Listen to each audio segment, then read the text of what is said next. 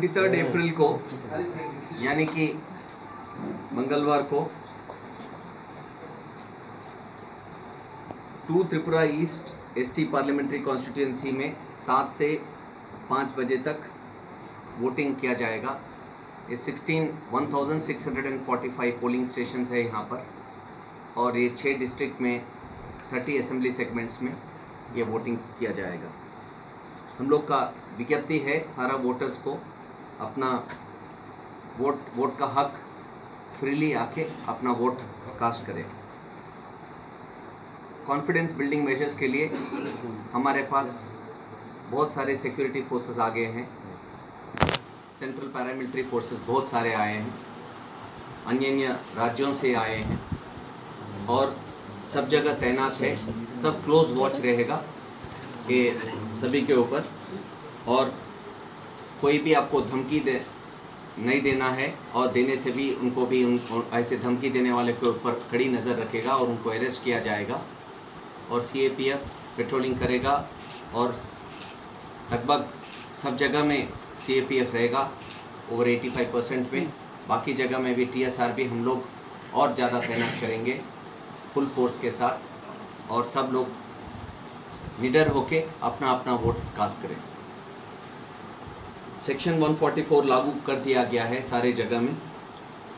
Anybody with more than 5 people ये 30 assembly segments में अगर कोई है तो उनको अरेस्ट किया जाएगा। हम लोग का सारा विज्ञप्ति है सबसे कि अपना अपना घर में रहे और कांग्रीगेशन ना बनाए।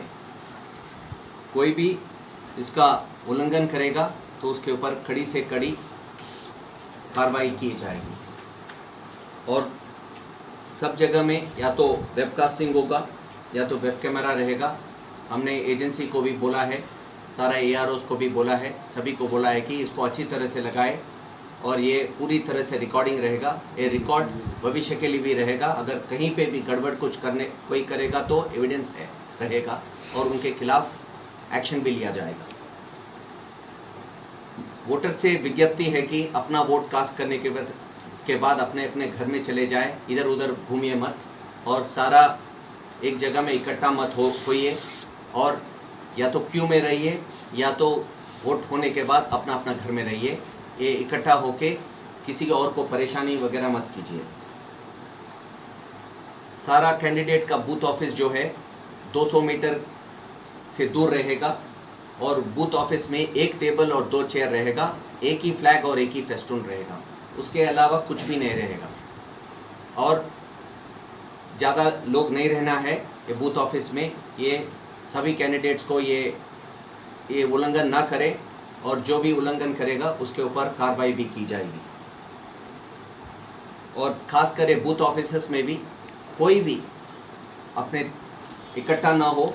ये प्रजा का डेमोक्रेटिक हक है।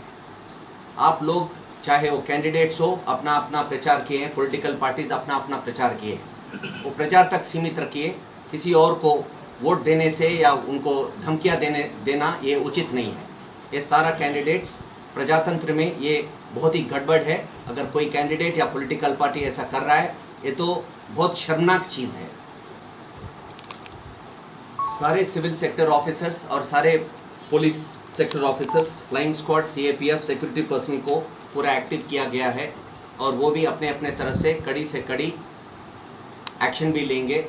और सब प्रिसाइडिंग ऑफिसर्स के पास कौन उनका सेक्टर ऑफिसर है, कौन उनका सेक्टर पुलिस ऑफिसर है, ARO है, कंपनी कमांडर, CAPF का कौन है, ये सब वहाँ पे रहेगा।